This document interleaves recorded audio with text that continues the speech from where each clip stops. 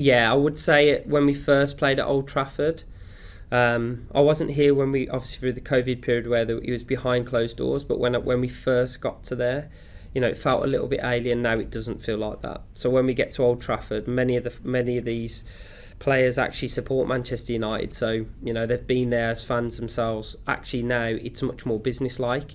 We keep it business-like. When we get to Old Trafford, it's about utilising and using the history of our club, all the massive moments that have happened on that pitch, but it's also about making our own moments. We don't need to. Our team within this club doesn't have to just follow in the greats. It can create its own narrative, but also what's the saying? Standing on the shoulders of giants, and that's what we need to do on Sunday. We need to stand on the shoulder of the teams that have come before us, but also give our own spirit and our own style towards a Manchester United team. I mean, it's well reported. Obviously the London teams, there's quite a few within obviously the capital, but Manchester, I'm a boy from Birmingham, and there's some teams in the Midlands that are hugely followed, hugely supported. But when I see the Manchester teams, and I'm speaking specifically about our club here, is that actually they're the biggest club in the world. And I said this when we first came in, that I feel this team, this club, can have a huge change, a huge momentum shift towards the change in women's football. And I think we're playing that part, and I'm really happy to see that. And it's in the DNA. Everywhere I go, when I go around the city centre, when I go around the suburbs, I hear football, I see football, and it's in the fabric of this city. And I think it's really, really important that it's part and parcel of what we do as a team. We have to feel that we have to fulfil that. We feel responsible for that. And so when it's in your blood and when it's expected of you, I think it just promotes you to a new level. And I think this city has a huge say in not only global football, but also the growth of women's football going forwards. What's important, Catherine, is that we keep growing, right? If you get it all, we do live in a fast food culture for everything we want, right? We want everything now as humans. I want that new toy, I want that new car, I want this, I want that. Actually, sometimes waiting for it is the best thing. And look, we've got to put performance in that's worth waiting for. We know that. But actually, I feel that we're doing that on a consistent basis. So sometimes building to things when they arrive, it makes it feel so much more. The fight, all of the hardcore fans that have seen it since its inception at Manchester United, especially as a women's team, they're getting to a point now where we're going to a big stadium and their beloved team is being supported by the masses. That's a growth moment. And we talked, Katie asked about the growth moments from prior to now. I think it's worth waiting for, and it will, hopefully in another 4 years' time, that actually that's sold out at Old Trafford, if not before then. But it's that continuous growth that we need to see, because what I'd hate is if in 2 years' time you go back down to 10,000.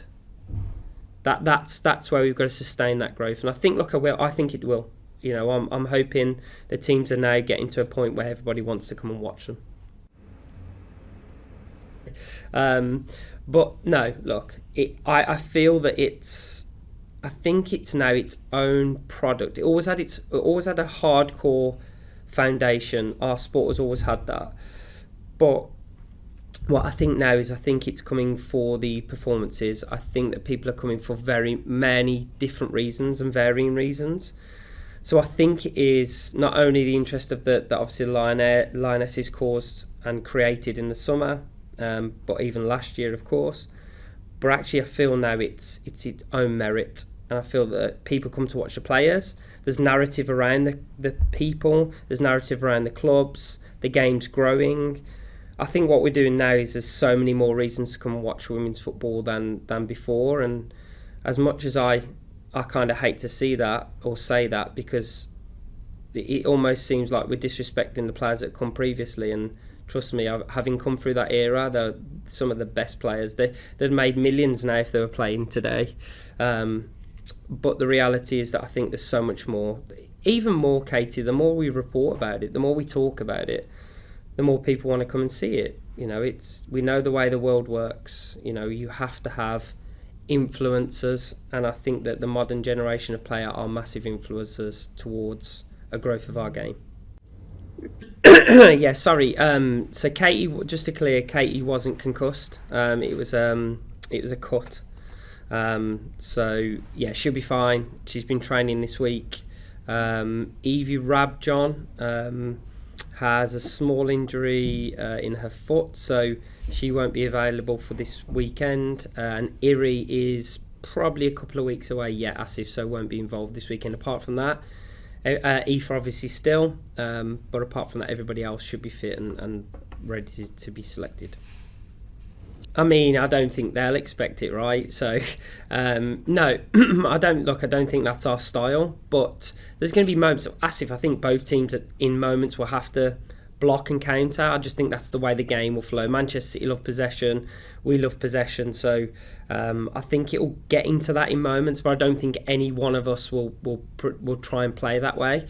And again, I'm not reading anything into those two defeats. I think at any other day they could have beaten Arsenal, and any other day they could have beaten and should have beaten Brighton. So I know Gareth will be looking at that performance-wise and saying, look, we've dropped points, but we should be winning those games. I don't think we can play that way, but there'll be moments of the game that have to look like that. Look, I'm sure if you ask Gareth the same question, there's pressure on Manchester City, there's pressure on Manchester United. I don't think if we want to balance either way, I think you've just summed it up brilliantly. We've got a home crowd, but the reality is we've got pressure on ourselves. We want to win every game, whether it be against an excellent team like Manchester City or a team that maybe is not in great form. It doesn't matter to us. We want to win. So the reality is, Dan, I just think there's a pressure cauldron for everyone, and it's who's going to deal with it better on the day will, hopefully create better chances to win the game, and that's what we want us to do in this game. It's huge, Jay, it's huge. And look, what's great is that actually we're entering the realm where we're spoken about in those circles as well, because football obviously at Old Trafford, at the Etihad, on a consistent in men's game, consistently brings crowds in. But actually, the women's team's doing the same, I think is really important, because what it does is it's showing the love for football in this wonderful city. So yeah, look, we have to keep growing that, by the way. I want to sell out Old Trafford on a consistent basis. I want to be able to do that because our fans love the product that we put on the field. And so look, that's going to be an aspiration of mine, as well as winning things for the club. But actually growing the fan base and growing the love for this team is something we need to continue to do. I mean, I'm sure yourself, you have days where you wake up and you kind of feel low, and then you have days where you feel on the end. And it's trying to get a consistent message in your own head sometimes. So I think even ourselves exploring who we are a bit, but talking about it helps. From our club's perspective, Emma, we have the ability to design culture properly. So we do that as players. So the players will form their own relationship culture so that actually they can support each other, because I think it's also peer responsibility.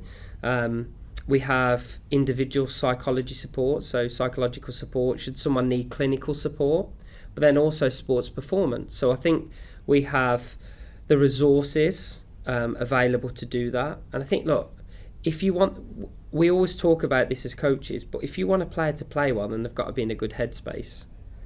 Now, I'll be clear, Emma, good headspace might mean that we're all wired slightly differently. So some people might like to be more angry as they enter a game.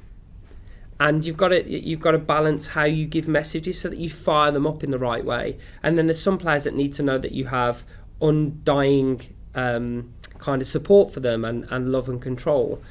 And so you kind of have to go on a spectrum, and that's what I like to talk about. It's not just one or the other, it's a spectrum of support, and I think our club does a good job of that. We'll keep assessing ways in which we can do more,